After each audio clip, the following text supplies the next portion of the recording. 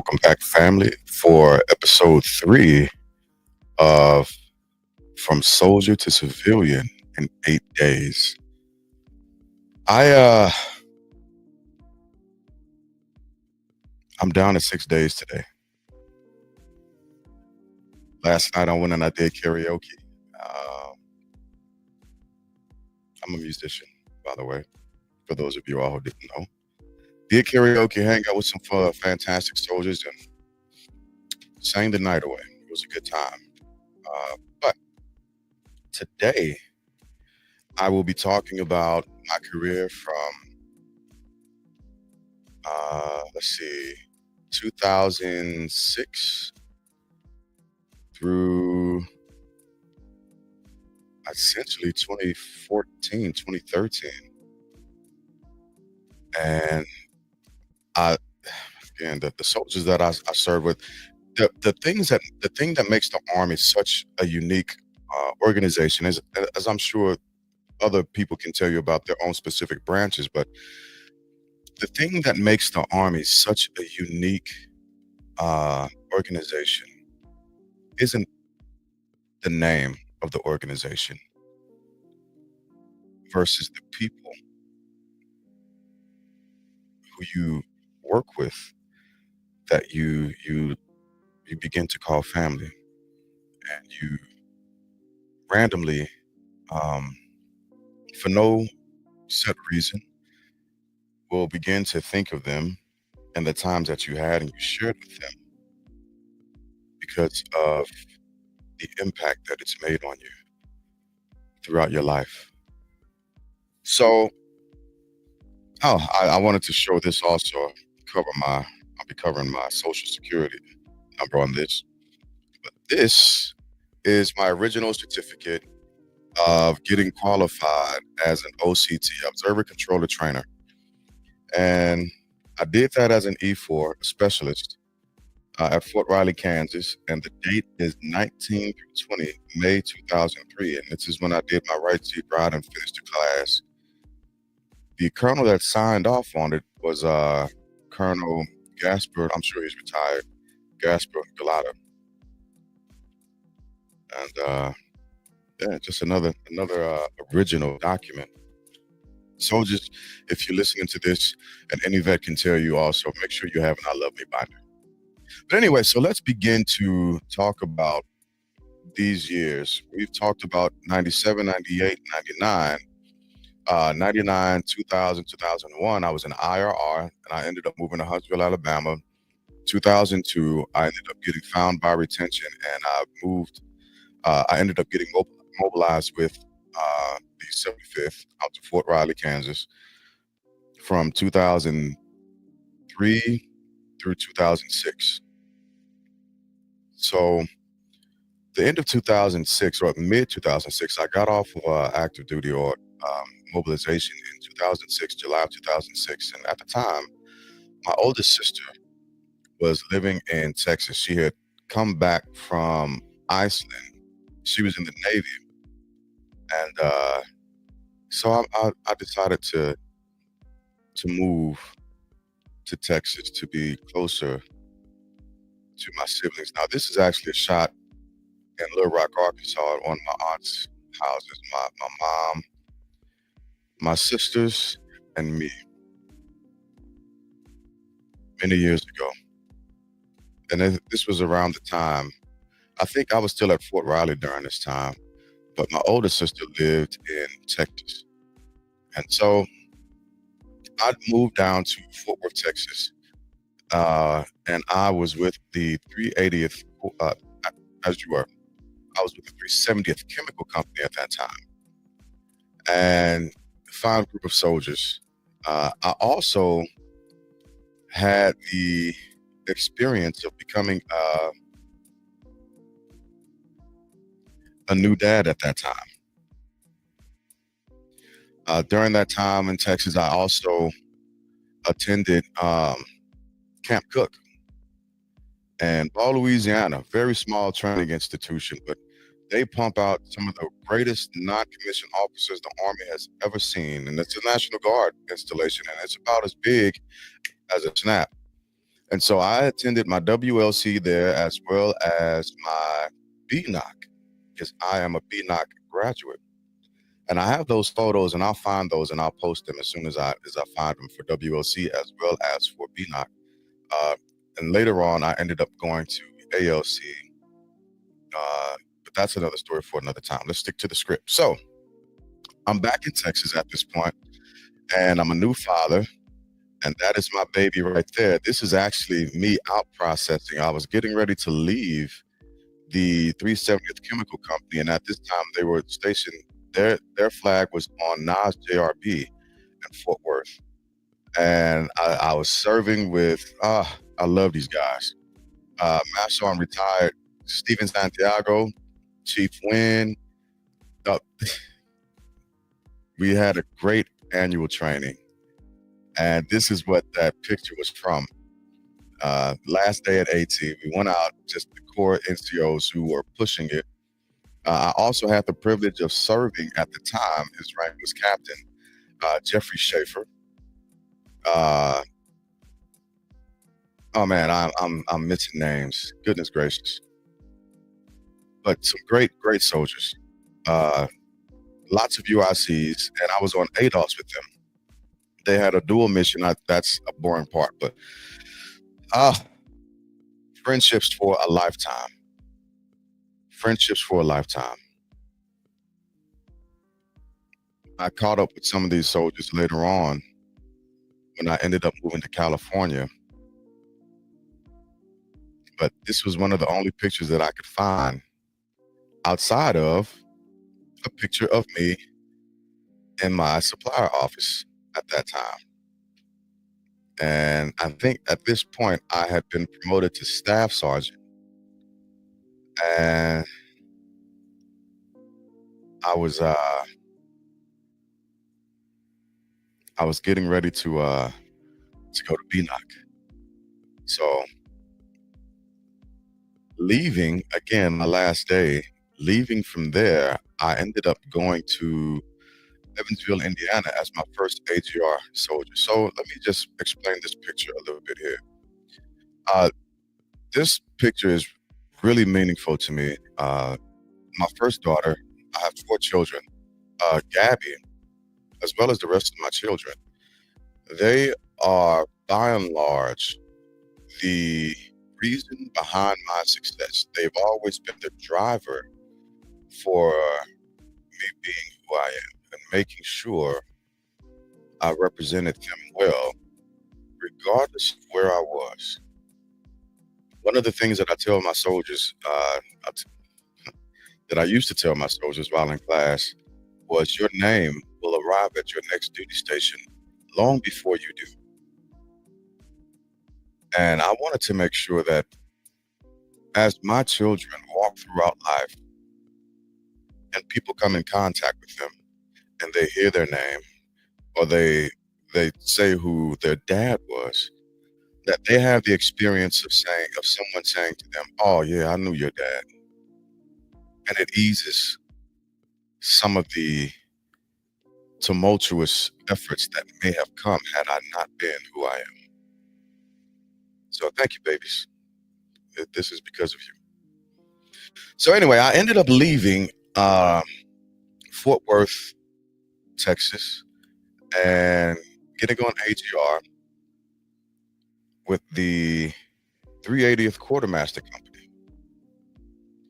And while at the 380th Quartermaster Company, I did a lot of great stuff.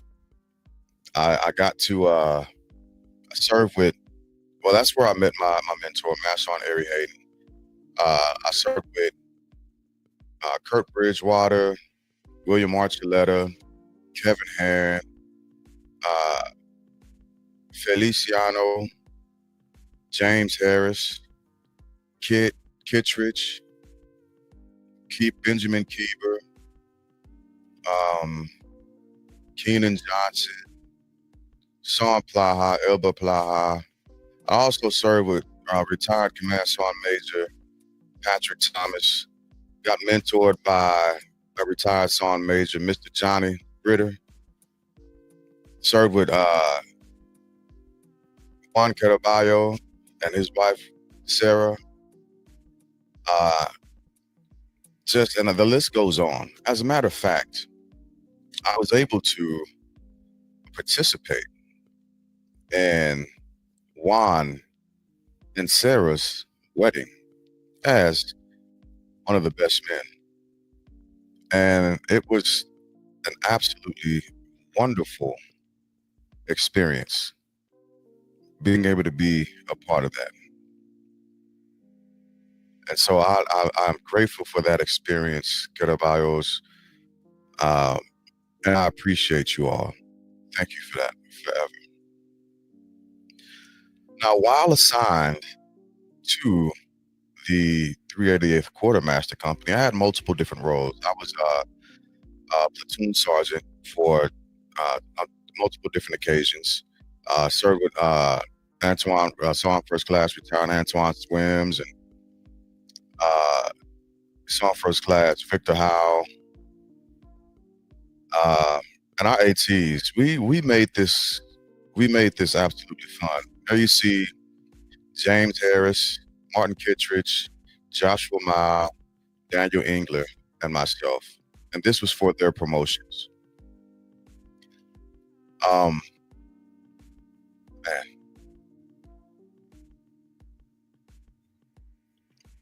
this is Feliciano and me.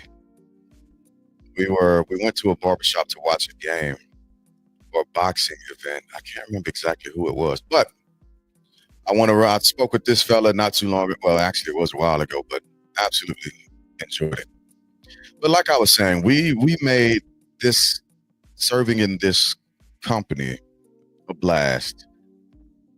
Annual trainings were amazing. I got dared to do this, and if you dare me to do something at that time, it's hard for me not to. This was our MWR day, and it was great. Just a great time.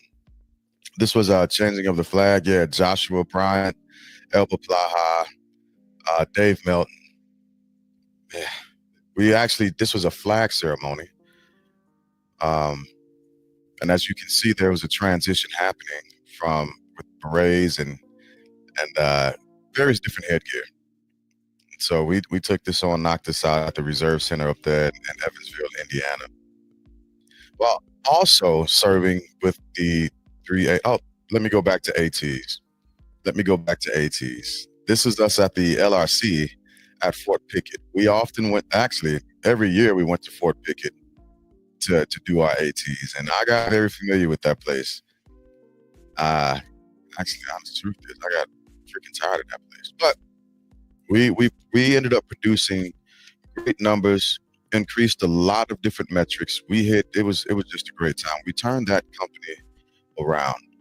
We changed the morale of the unit. We changed the vision of the unit. We changed the interaction with the soldiers. We instilled confidence, motivation, and a sense of people caring into those soldiers to the point to where we started getting numbers in that unit. Saw Kevin Woodward. I spoke with him not too long ago. Chief Morphew. I spoke with and seen him not too long ago also. I met these soldiers when they were specialists and privates, and now they're CW3s and staff sergeants. And it's just the greatest opportunity to see your soldiers excelling when you've left and you make.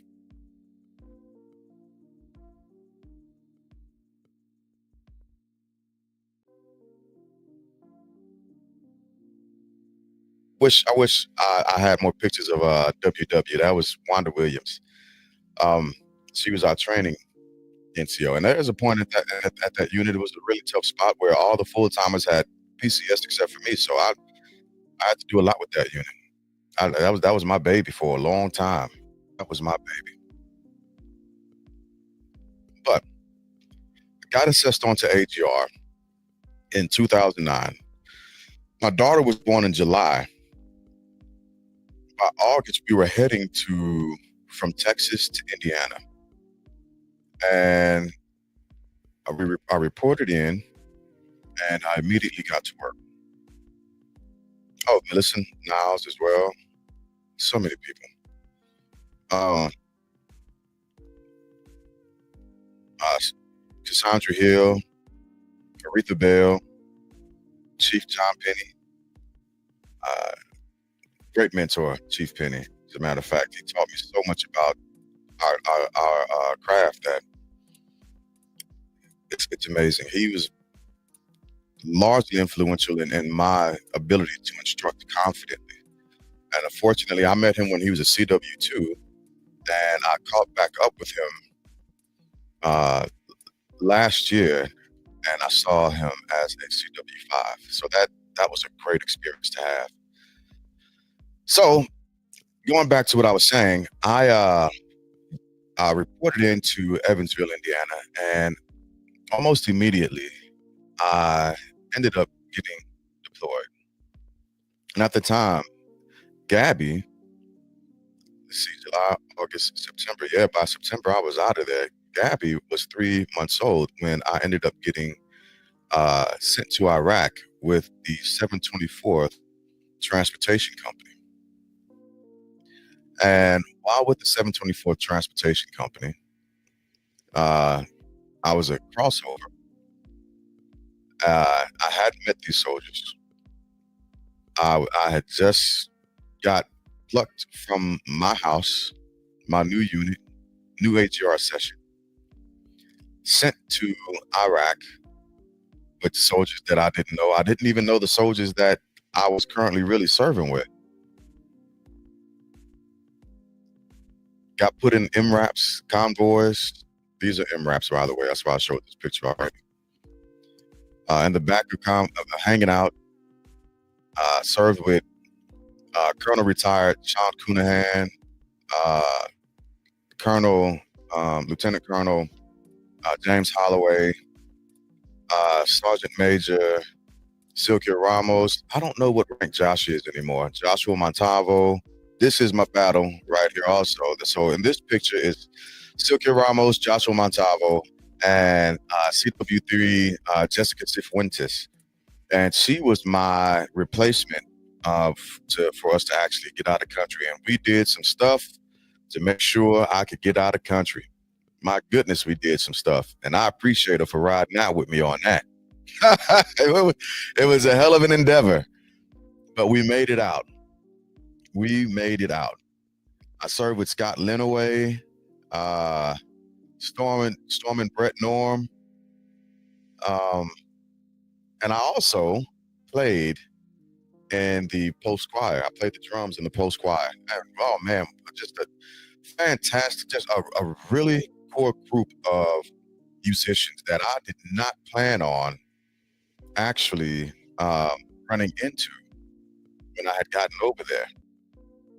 So while in Iraq, I never understood this, but I'm going to say this. And I know that a lot of soldiers who served during this time have the same sentiment, but I just want to say for the record, whoever came up with having to wear a freaking PT belt in the desert, in the heat, in the daytime, that was the stupidest decision you could have ever made.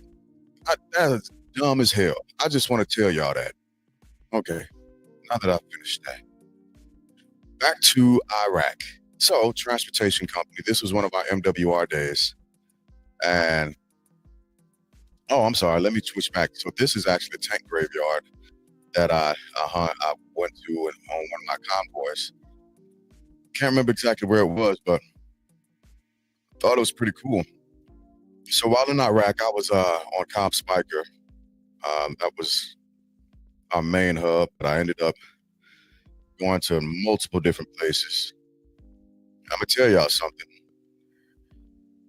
As it is stated, there is a definitive truth that the very first casualty of war is innocence. And it's not just it's something it's kind of difficult to explain if you have not experienced this yourself. It's the innocence of everything.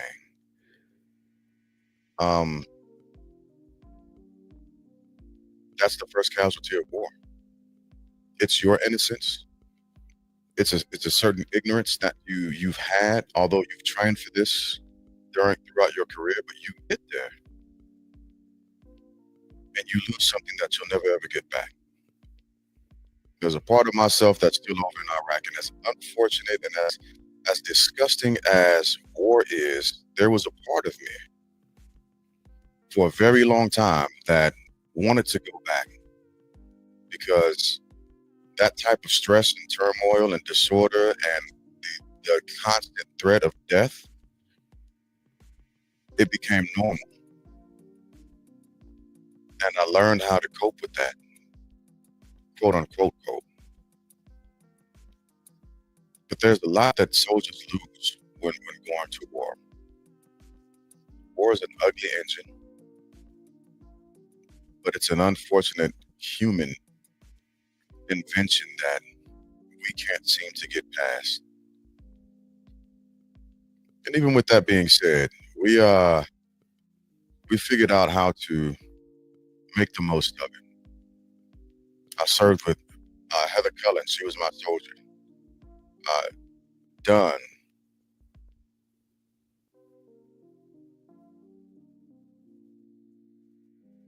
Captain Ray. Man, there's a lot that happened in Iraq. They, we lost a soldier when he was on R&R. Joshua Montalvo was a soldier, as a matter of fact. And the tough haul. Those were probably the most professional soldiers that I was able to serve with. Those soldiers knew how to get you from point A to point B and do it safely. Derek Bible, Jacob Issa. And we actually have a chat, and I missed a reunion with those guys because I was on the road. But watching these soldiers operate while in country was just awesome. Being a part of that unit was a great experience. It was a great experience. Then then I came back,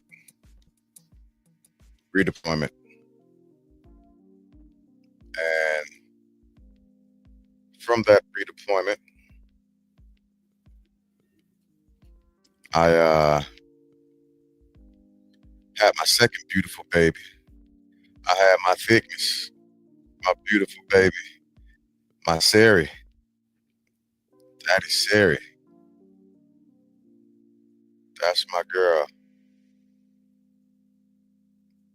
That is my baby.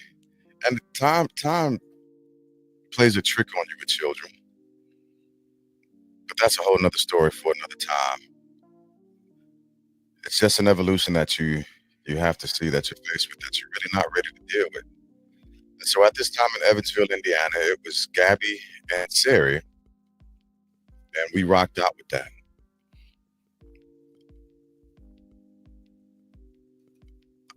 Shout out to my dad, Pastor James A. Glass Sr., and wife, Joanna Glass. I appreciate the silent support that you've always given. And as a father, I have begun to understand a lot of the decisions that you've made in the past. A lot of them. So shout out to my family. Speaking of family, I got back from Iraq and we had a family. So we have family reunions every year. And as a matter of fact, next weekend we will be heading to Nashville. So Nashville, Calvin, we coming. We coming. It's gonna be a blast. And got back from Iraq and my family had done something spectacular. They remembered me.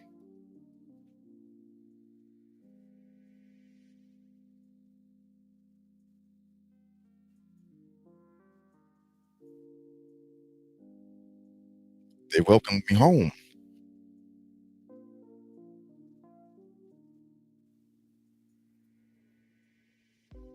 I'll never forget that. That was that was something. That was something.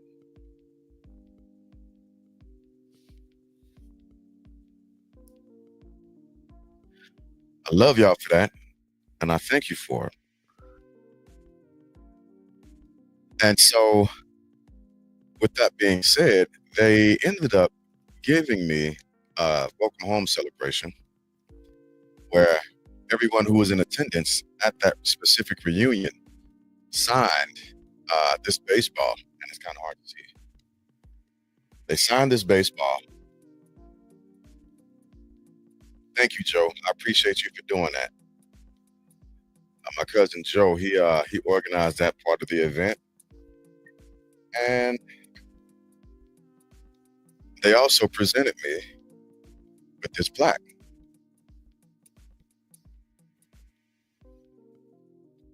And I've held on to this and made sure that throughout all of my moves, it has not gotten broken. It's a nice plaque. I love this plaque. It's very near and dear to my heart. Staff Sergeant James Glass in recognition of your selfless service to our country. OIF, November 09 through July 2010. And so I spent 4.5 years in Evansville, Indiana, performing multiple different positions and learning a lot and digging in to the trade of soldiering and learning what it meant to be a soldier. Shout out to Peter Tormeo as well. He was the commander for the 380th Quartermaster Company during my transition after I left that place. And so I left Evansville, Indiana. Trying to think. This is after when I came back home from deployment, visiting a museum, being silly. But I had gotten accustomed to wearing my ID on my sleeve or on my arm. That's what we had to do when we wore PTs in Iraq. Man, there's so much that happened. 27 years goes by in a blink, and you don't really realize it until you piece together the moments. It was hard looking back through these photos and compiling them all because I've lost a lot of good friends throughout these years. And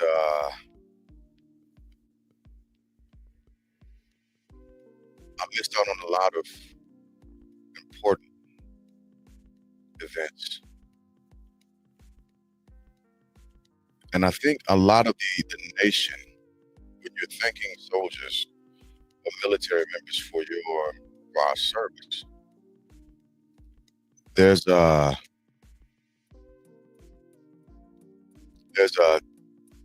if you've not served, there's some things that you may have missed while thanking us. Remember, we volunteered for this. We chose to do this, not understanding and knowing the sacrifices that we were actually making for our country. And not just us, but our families have made for this country.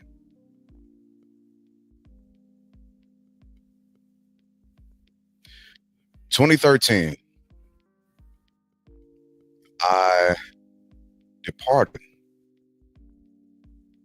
Evansville, Indiana. This is me walking out with Gabby, or Sari, That's there in a stroller, clearing the unit, walking out for the last time, and getting my access take restricted and all that other good stuff,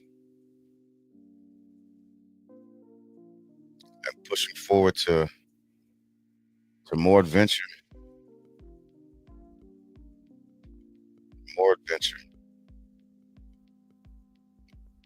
It started at 17. I was 18 years old in this picture.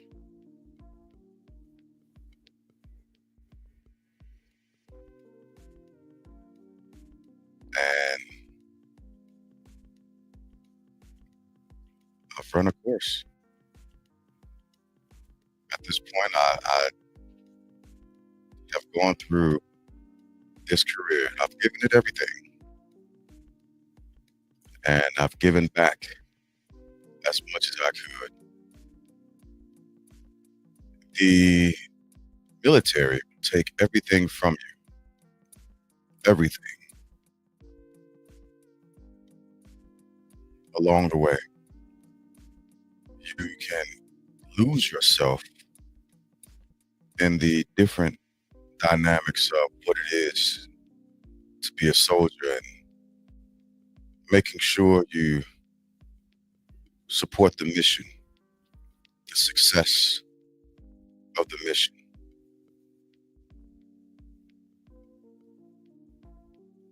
And the hope is you learn how to take some things back for yourself and your family. At the end of the day, that's who you're going to be left with, because the Army goes rolling along, teammates. It always has, it always will. I'm not the first nor the last soldier to retire out of the United States Army. And just as I came in 1997, somebody else was leaving. But your family deserves you. When you hang your boots up and you throw your pistols in the water bucket. Line from Magnificent Seven. And so it's increasingly important that you dedicate as much to your family as you've dedicated to the Army.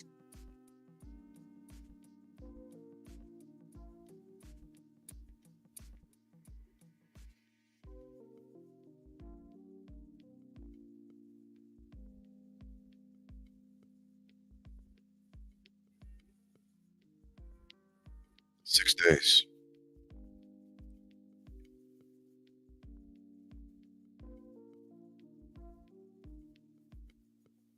Got 6 days left. I don't want to forget this. The American Legion in Evansville, Indiana, as I departed, I got promoted out of my actual position in Evansville, Indiana, and they presented me with this mug at the American Legion. It says, "From your friends at the American Legion, Capperman Post number 44." I loved going to that place when I was able to. Old vets telling war stories and lies, because that's what we do when we get together.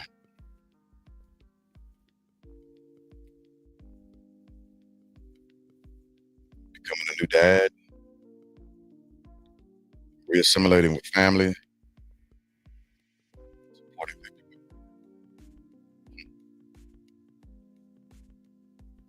27 years.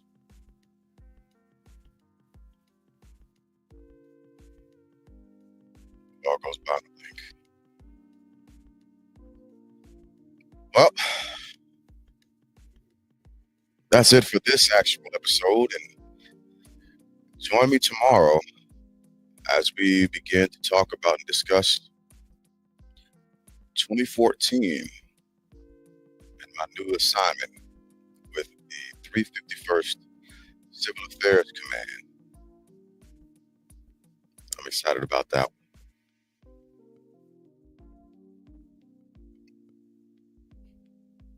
All right. See y'all later.